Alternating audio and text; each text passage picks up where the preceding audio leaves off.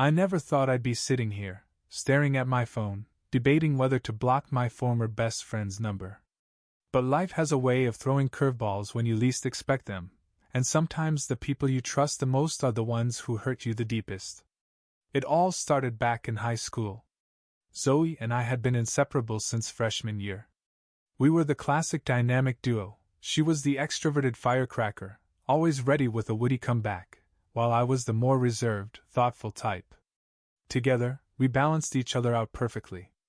We had our fair share of adventures and mishaps. Like that time we decided to sneak into the abandoned warehouse on the edge of town, armed with nothing but our smartphones and an unhealthy dose of curiosity. We ended up running for our lives when we stumbled upon a group of sketchy dudes doing God knows what in there. Zoe grabbed my hand and practically dragged me out, laughing hysterically the whole time. "Holy shit, Ava! Did you see their faces? Priceless!" she wheezed as we sprinted down the street. That was Zoe for you, always pushing the boundaries, always living life on the edge. And I loved her for it. She brought out a side of me I didn't even know existed, made me braver, more spontaneous. We shared everything, our deepest fears, our wildest dreams, our most embarrassing moments. I knew her family drama inside out, and she was there for me when my parents went through their messy divorce. We had a pact: no matter what life threw at us, we'd always have each other's backs. Fast forward to senior year. We were both stressed about college applications, but we had a plan. We'd apply to the same schools and hopefully end up together. The dream was NYU, bright lights, big city, and all that jazz. We spent countless nights hunched over our laptops, perfecting our essays, comparing SAT scores, and fantasizing about our future New York adventures. "Just think, Ava," Zoe said one night as we lay on her bedroom floor, surrounded by crumpled papers and empty energy drink cans. "In less than a year, we'll be living it up in the Big Apple. You and me against the world, baby!" I smiled, feeling a mix of excitement and nervousness. "You really think we'll both get in?" Zoe propped herself up on her elbows, fixing me with that intense gaze of hers. "Are you kidding? We're a package deal, remember? There's no way they take one of us without the other. And if they do, well, fuck 'em. We'll find somewhere else. As long as we're together, right?" I nodded, comforted by her confidence. That was always Zoe's superpower, her unwavering belief that everything would work out in the end. Little did I know, that conversation would be one of the last truly honest moments we'd share. The betrayal didn't happen overnight. It was a slow, insidious process, like a cancer growing undetected until it's too late. Looking back, I can see the warning signs, the little moments where things started to shift. But at the time, I was too blind, too trusting to notice. It started with small things. Zoe became oddly secretive about her college applications. When I'd ask how it was going, she'd brush me off with vague answers. "Oh, you know, same old, same old. Still working on it," she'd say, quickly changing the subject. Then came the weird behavior around her phone. Zoe, who had always been an open book, suddenly became protective of her messages.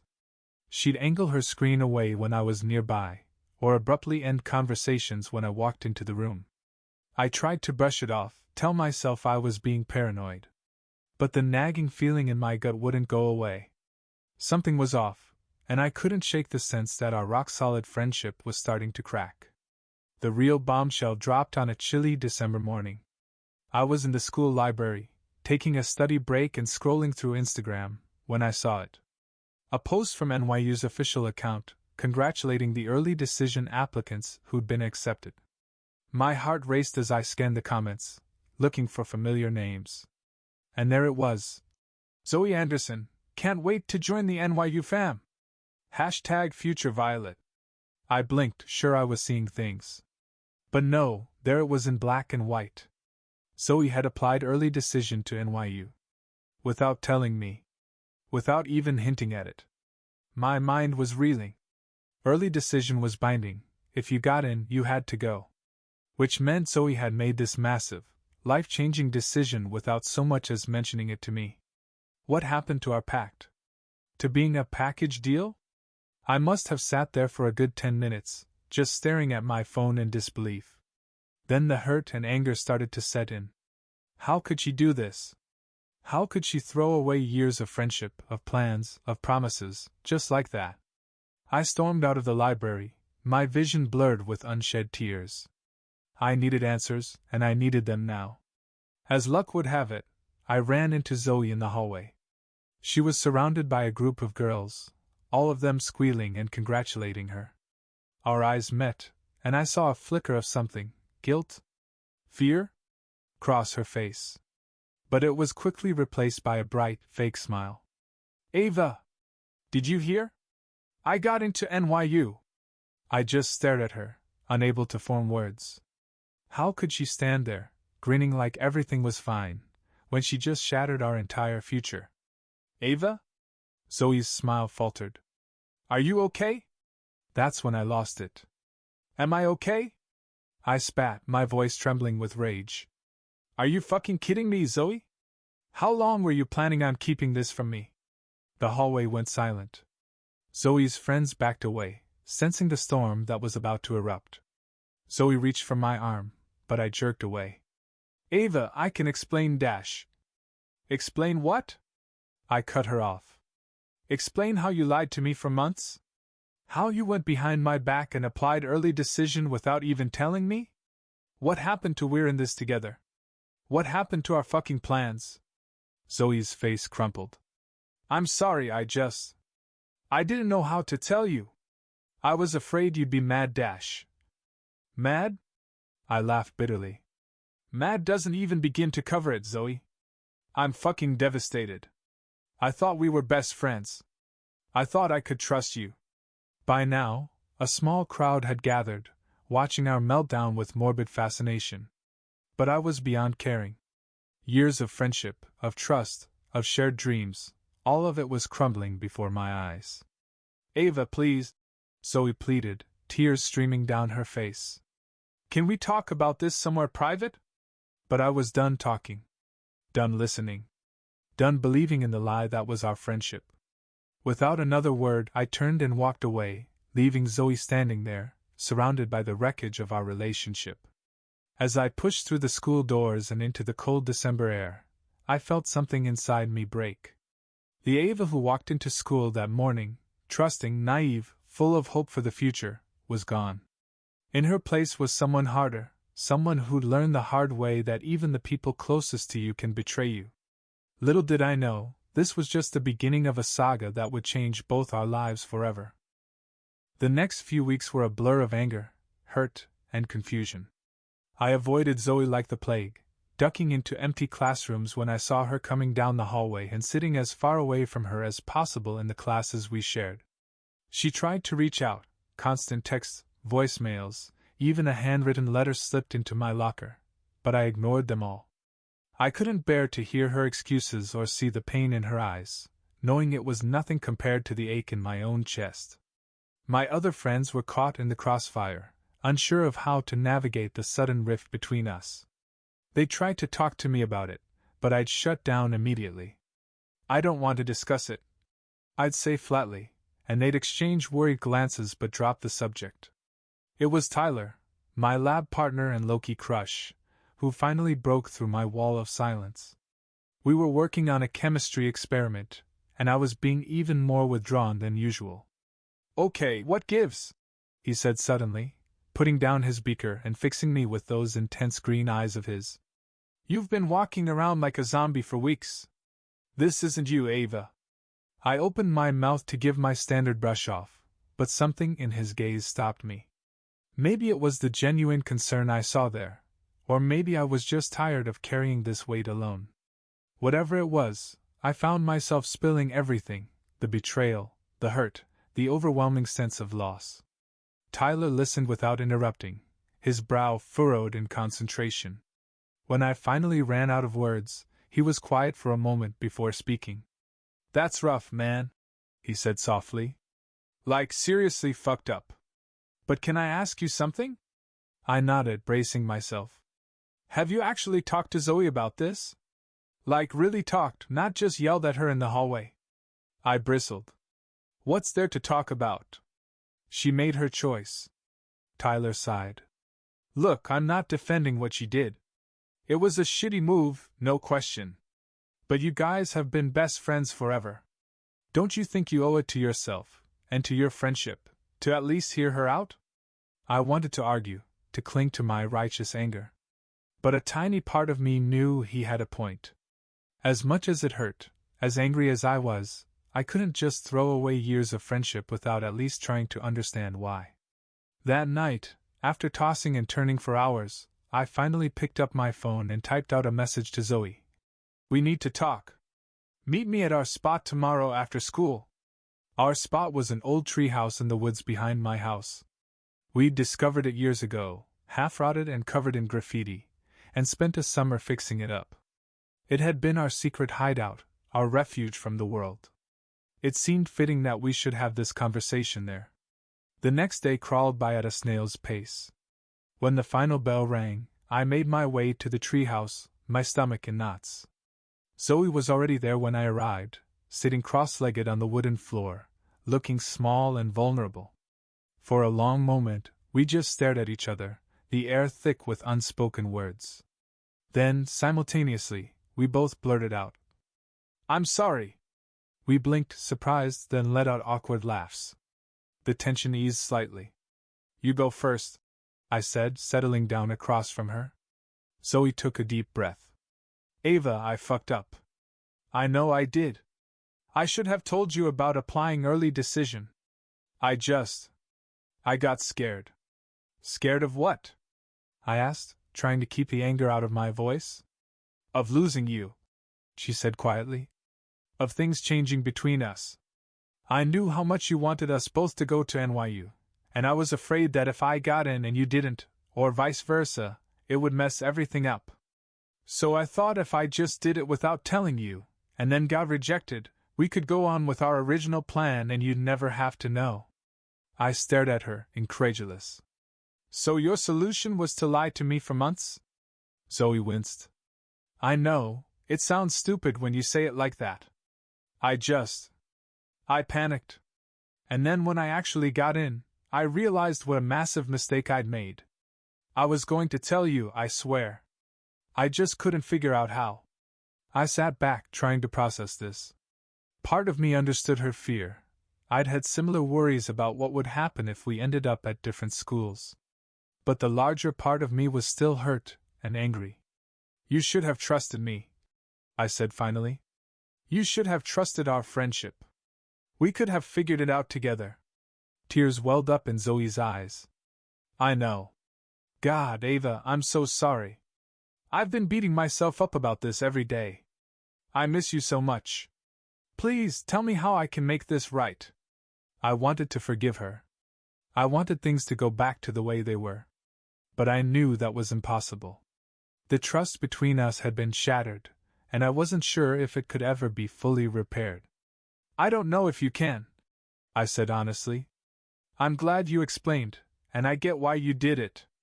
But it doesn't change the fact that you lied to me, Zoe. For months. How am I supposed to trust you after that?" Zoe's face crumpled, and I felt a pang in my chest. Despite everything, seeing her in pain still hurt me. "I'll do anything," she said desperately. "Whatever it takes. I'll turn down NYU, we can stick to our original plan dash." "No," I cut her off. "I don't want you to do that. This is your dream school, you should go." "But what about us?" she asked, her voice small. I sighed, feeling the weight of years of friendship, of shared dreams and inside jokes and late-night confidences. "I don't know, Zoe. I honestly don't know." We sat in silence for a while, both lost in our own thoughts. The sun was setting, casting long shadows through the treehouse windows. It felt like the end of something, not just the day, but maybe our friendship as we knew it. Finally, I stood up. "I need time," I said. "To think, to process all this. I can't just forget what happened, but I don't want to lose you either." Zoe nodded, wiping her eyes. "I understand. Take all the time you need. I'll be here when you're ready."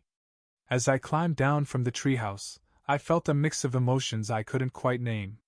Relief at finally knowing the truth, anger at the betrayal, sadness for what we'd lost, and a tiny glimmer of hope that maybe, someday, we could find our way back to each other.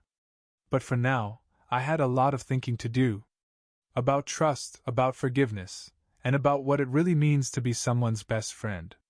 Little did I know, this conversation was just the beginning of a roller coaster ride that would test our friendship in ways we never could have imagined. The weeks following our treehouse talk were weird, to say the least. Zoe and I existed in this strange limbo, not exactly friends, but not entirely strangers either. We'd nod at each other in the hallways, exchange awkward small talk if we ended up next to each other in class, but that easy camaraderie we once had was gone. I spent a lot of time thinking about what Zoe had said, trying to reconcile the friend I thought I knew with the person who had lied to me for months. It wasn't easy. Every time I'd start to feel like maybe I could forgive her, the hurt would come rushing back, leaving me angry and confused all over again. Meanwhile, life went on. College acceptance letters started rolling in, bringing with them a whole new wave of stress and excitement. I got into a few decent schools, including my backup choice, but NYU remained frustratingly silent. It was a Tuesday afternoon when I finally got the email. I was sitting in the school library, half-heartedly working on a history paper, when my phone buzzed. My heart nearly stopped when I saw the sender, NYU admissions. With trembling fingers, I opened the email. Time seemed to slow down as I read the first line. Dear Ava, we are pleased to inform you. Holy shit. I got in. For a moment, I just sat there, staring at my phone in disbelief. Then reality hit me like a ton of bricks. I got into NYU. The school Zoe and I had dreamed about for years. The school that had caused this whole mess in the first place. Without thinking, I grabbed my backpack and bolted from the library. I needed to find Zoe. Despite everything that had happened, she was still the first person I wanted to share this news with. I found her in the parking lot, about to get into her beat-up Corolla. Zoe! I called out, slightly out of breath from running. She turned, surprise evident on her face. Ava? What's wrong? I held up my phone, a grin spreading across my face. I got in. To NYU. I fucking got in. For a split second, I saw a flicker of something. Jealousy? Fear? Cross Zoe's face. But then she broke into a huge smile, genuine joy lighting up her features. Oh my God, Ava! That's amazing! Before I could react, she threw her arms around me in a tight hug. For a moment, it felt like old times, just us against the world, celebrating our victories together. But as quickly as it came, the feeling faded, replaced by an awkward tension as we both remembered where we stood. Zoe stepped back, tucking a strand of hair behind her ear. So, does this mean you're going?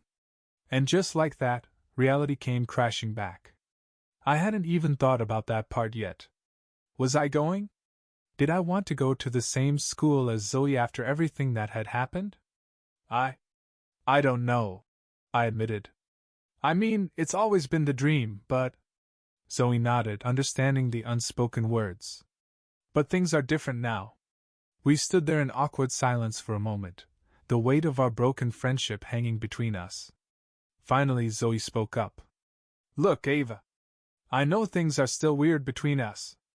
And I get it if you don't want to go to NYU because of me. But please don't let what happened stop you from following your dreams. You've worked so hard for this. I studied her face, searching for any sign of insincerity. But all I saw was the same Zoe I'd known for years, earnest, caring, and genuinely wanting the best for me, despite her mistakes. I need to think about it, I said finally. But thanks, Zoe. Really. She gave me a small smile. Anytime. And hey, congrats again. You deserve this.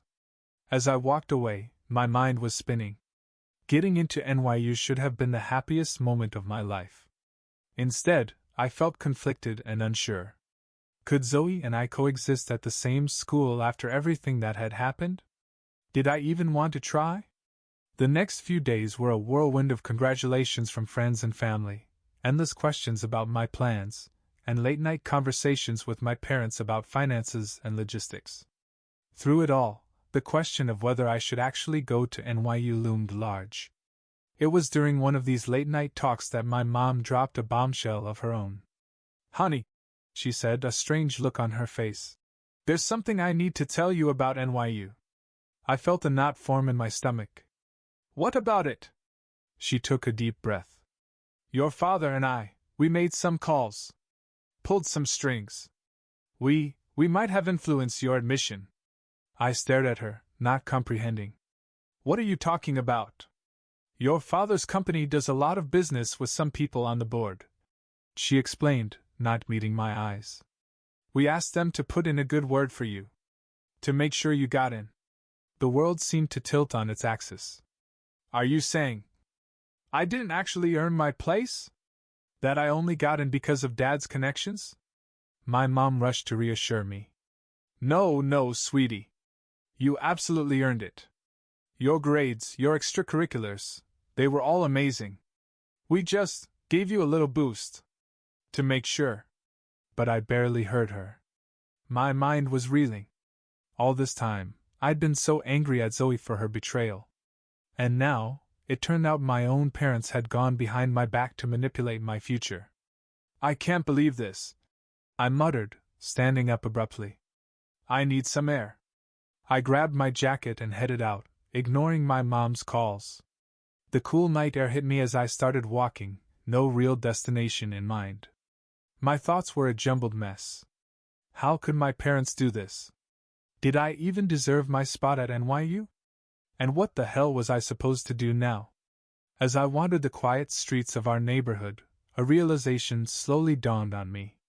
In a weird, twisted way, I now understood a little bit of what Zoe must have felt.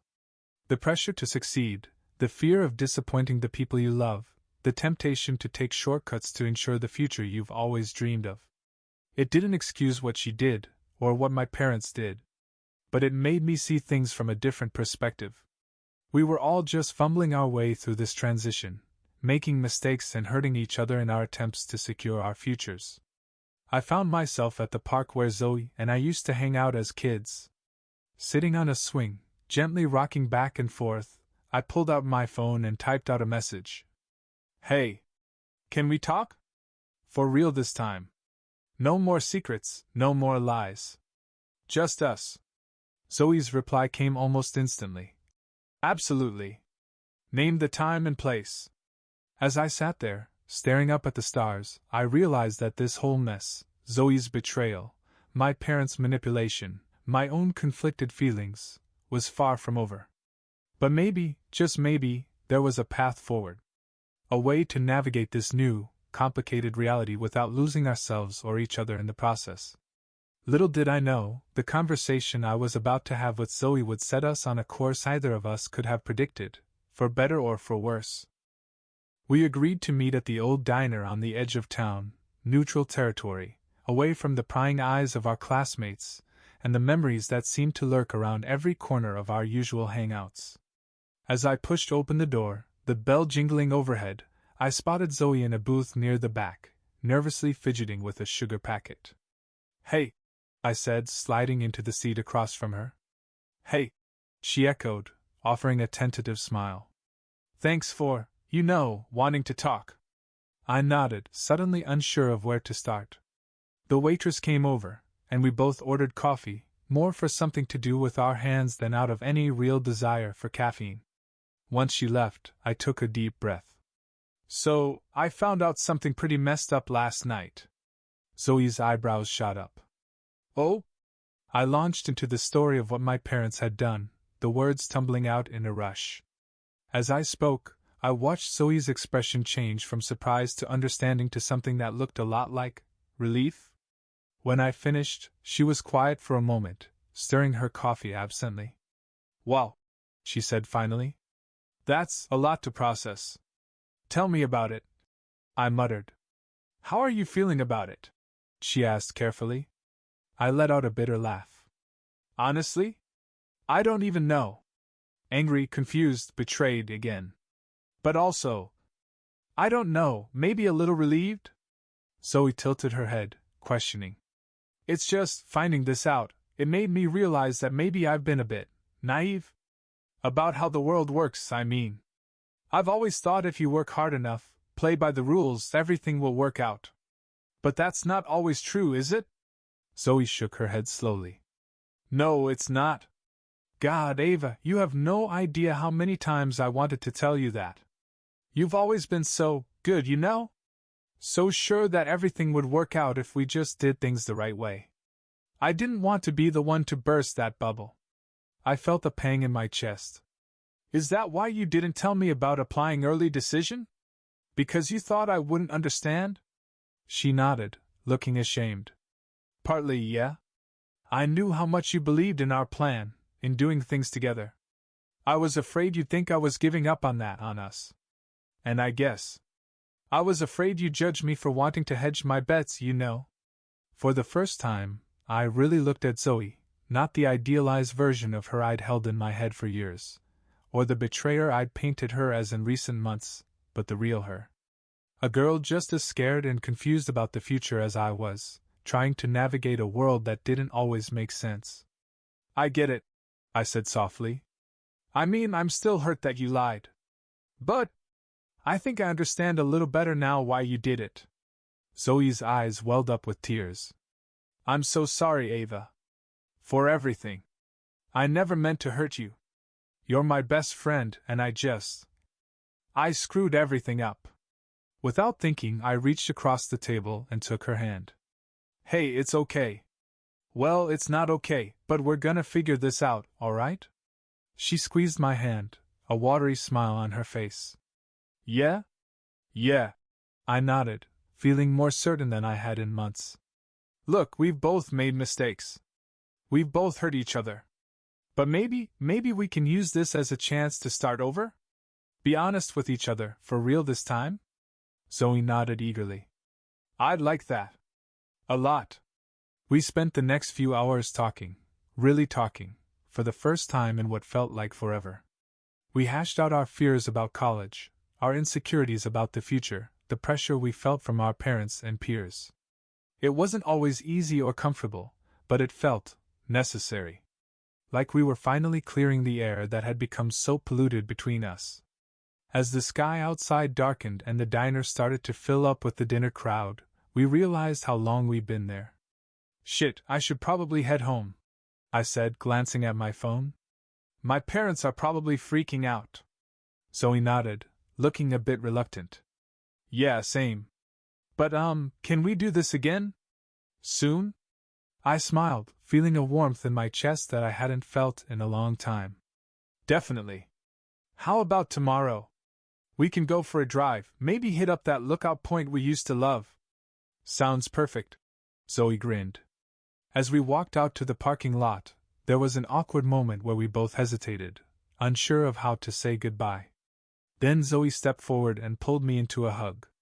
I stiffened for a second, then relaxed into it, realizing how much I'd missed her. I'm really glad we talked, she murmured. Me too, I replied, meaning it more than I could express.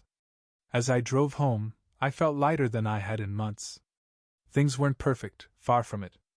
We still had a lot to work through, and the issue of NYU was far from resolved. But for the first time in a long time, I felt hopeful. Like maybe, just maybe, we could find our way back to being friends again. Little did I know, the universe had other plans. Plans that would test our newfound understanding in ways we never could have imagined. When I got home, I found my parents waiting for me in the living room, looking grim. Ava, my dad said, his voice unnaturally serious. We need to talk. It's about NYU. And just like that, the bubble of hope I'd been floating in burst, plunging me back into a reality where nothing was certain and everything was complicated. As I sat down, bracing myself for whatever bombshell they were about to drop, I couldn't help but wonder, would Zoe and I ever catch a break? Or were we destined to keep facing obstacle after obstacle, our friendship constantly being put to the test? Little did I know, the answer to that question would come sooner, and in a far more dramatic fashion than I ever could have anticipated. I settled onto the couch, my heart racing as I tried to read my parents' expressions. Mom looked nervous, wringing her hands in her lap, while Dad's face was set in that stern look he got when he was about to deliver bad news. "What's going on?" I asked, my voice barely above a whisper. Dad cleared his throat. "Well, sweetheart, there's been a complication with your NYU admission." I felt my stomach drop. "What kind of complication?" Mom jumped in, her words coming out in a rush. "It seems that when we tried to help with your admission, we may have overstepped some boundaries. What your mother is trying to say," Dad continued, his voice tight, "is that the university has launched an investigation into several admissions from this year, including yours." The room seemed to spin. "An investigation? What does that mean? Am I going to lose my spot?" My parents exchanged a look that made my blood run cold. "We don't know yet," Dad admitted. "But it's a possibility we need to be prepared for." I sat there, stunned, as they continued talking about lawyers and PR strategies and damage control. But all I could think about was how quickly everything had fallen apart. Just hours ago, I'd been feeling hopeful about the future, about mending things with Zoe. And now, "I need some air," I muttered, standing up abruptly. I ignored my parents' calls as I grabbed my keys and bolted out the door. I drove aimlessly for a while, my mind a jumbled mess of anger, fear, and disbelief. How could this be happening? How could my parents have screwed things up so spectacularly? Without really thinking about it, I found myself pulling up to Zoe's house. I hesitated for a moment, then decided to text her instead of knocking. "You up for that drive now? I really need to talk." Her reply came almost instantly. "Of course. Be right out." A few minutes later, Zoe slid into the passenger seat, taking one look at my face and immediately knowing something was wrong. "What happened?"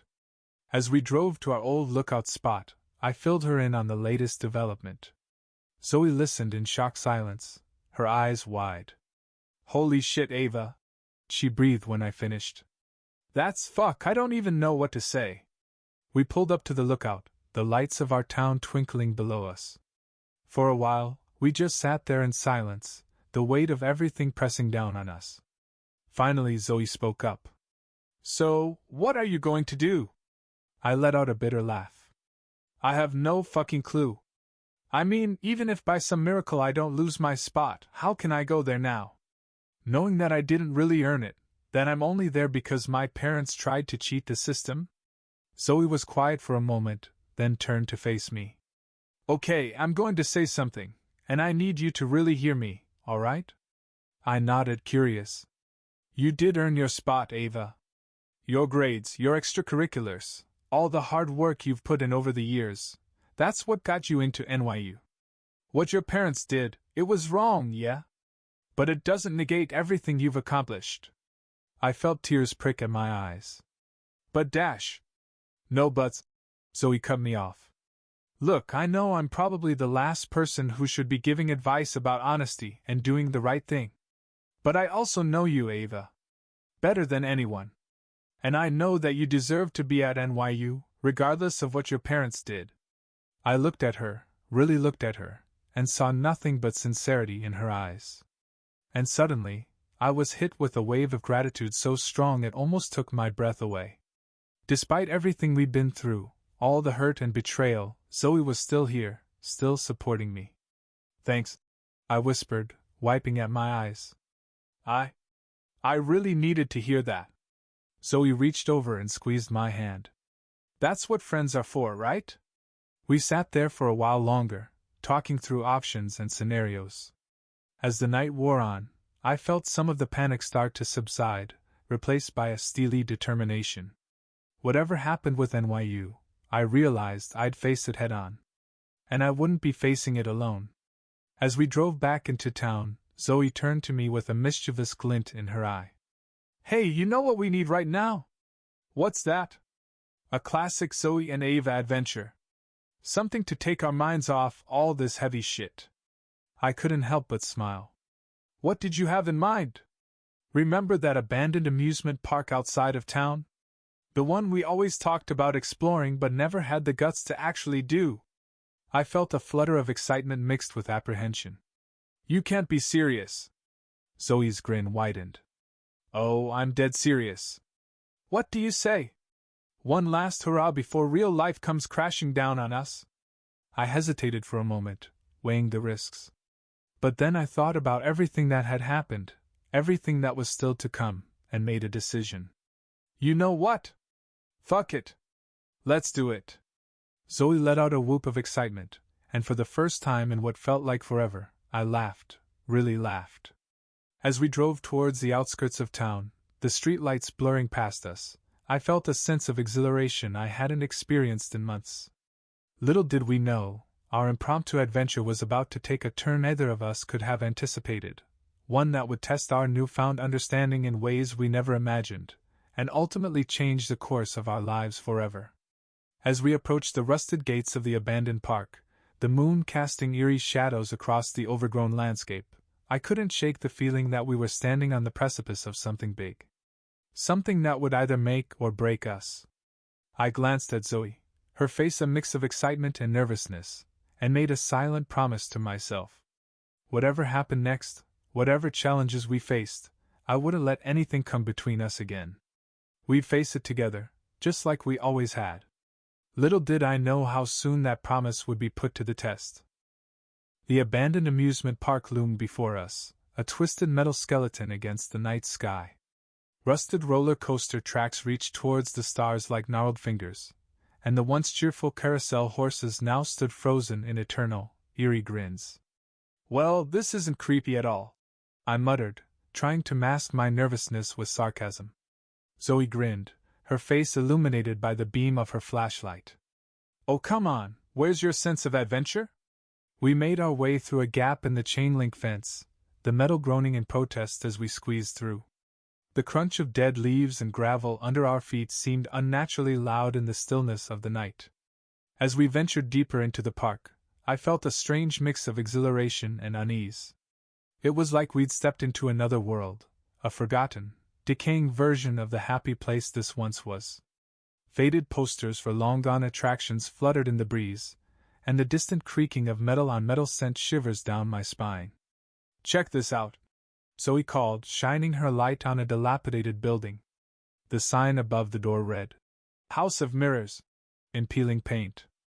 Oh hell no, I said, shaking my head. Haven't you seen any horror movies? The House of Mirrors is always where shit goes down. Zoe rolled her eyes. Don't be such a baby. Come on, it'll be fun. Before I could protest further, she grabbed my hand and pulled me towards the entrance.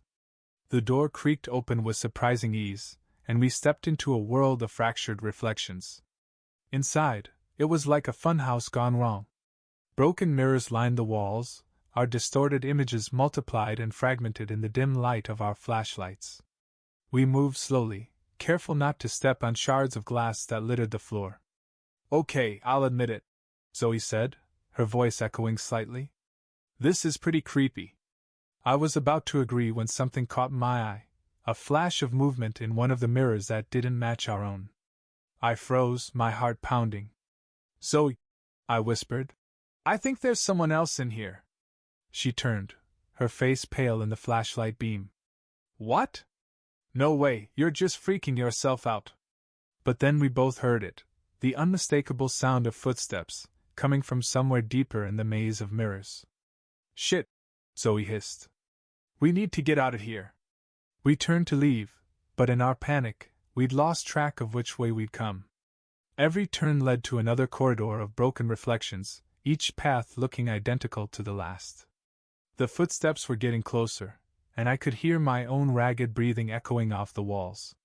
Suddenly, a beam of light cut through the darkness, much brighter than our flashlights. Hey! Who's in here?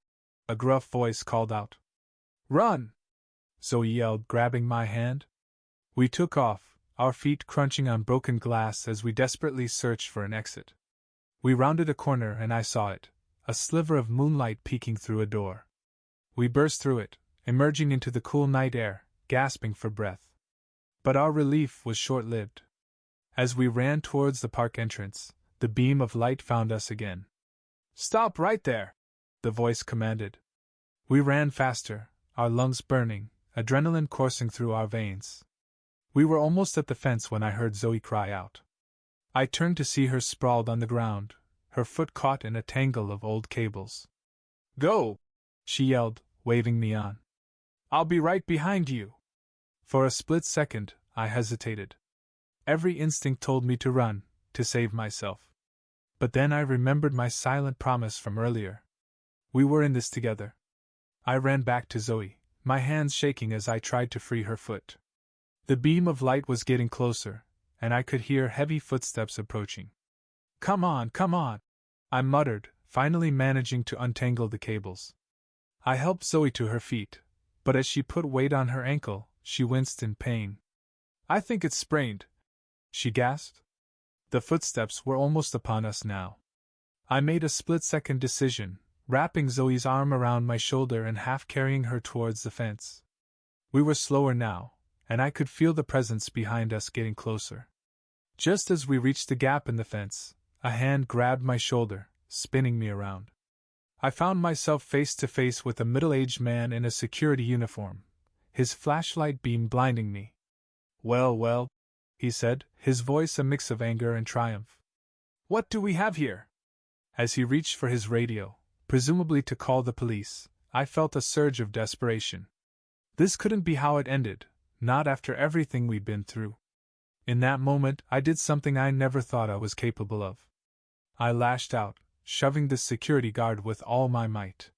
He stumbled backwards, caught off guard, and his flashlight went flying. "Run!" I yelled at Zoe, who had already squeezed through the fence. I followed quickly behind, ignoring the shouts of the guard. We half ran, half limped to my car, our hearts pounding in our ears. As we peeled out of the parking lot, I could see the beam of the guard's flashlight in my rearview mirror, growing smaller and smaller until it disappeared entirely. We drove in tense silence for a few minutes, both of us trying to process what had just happened. Finally, Zoe spoke up. "Holy shit, Ava," she said, her voice a mix of awe and disbelief. "I can't believe you did that. You actually pushed a security guard." The reality of what I'd done started to sink in, and I felt a wave of nausea. "Oh God, what if he got our license plate? What if he calls the cops? I'm so screwed." Zoe reached over and squeezed my arm. "Hey, it's gonna be okay. We'll figure this out together, alright? Just like always." I nodded, trying to calm my racing thoughts. As the adrenaline began to wear off, I was hit with a sudden, hysterical urge to laugh. Here we were, running from security guards and breaking laws, when just a few hours ago my biggest worry had been the NYU investigation. "What a night, huh?" I said, shaking my head in disbelief. Zoe grinned, despite the pain she must have been in from her ankle. "Never a dull moment with us, that's for sure." As we drove home, the first hints of dawn starting to lighten the sky, I couldn't help but feel that something fundamental had shifted between us. We'd faced danger together, made split-second decisions, and come out the other side. Whatever challenges lay ahead, be it the NYU investigation, the fallout from tonight, or anything else life decided to throw our way, I knew we'd face them as a team. Our friendship, tested and strained as it had been, had emerged stronger than ever. And as I dropped Zoe off at her house, promising to check on her later, I realized that maybe, just maybe, all the drama and heartache of the past few months had been worth it. Because it had led us here, to a place of deeper understanding, unwavering support, and a bond that felt unbreakable. Little did I know, the adventure at the amusement park was just the beginning. The coming days would bring challenges we never could have anticipated, forcing us to confront hard truths about ourselves, our families, and the world around us. But whatever came our way, I knew one thing for certain: Zoe and I would face it together, our friendship stronger than ever. As I finally pulled into my own driveway, exhausted but oddly exhilarated, I couldn't help but wonder, what wild ride would life take us on next?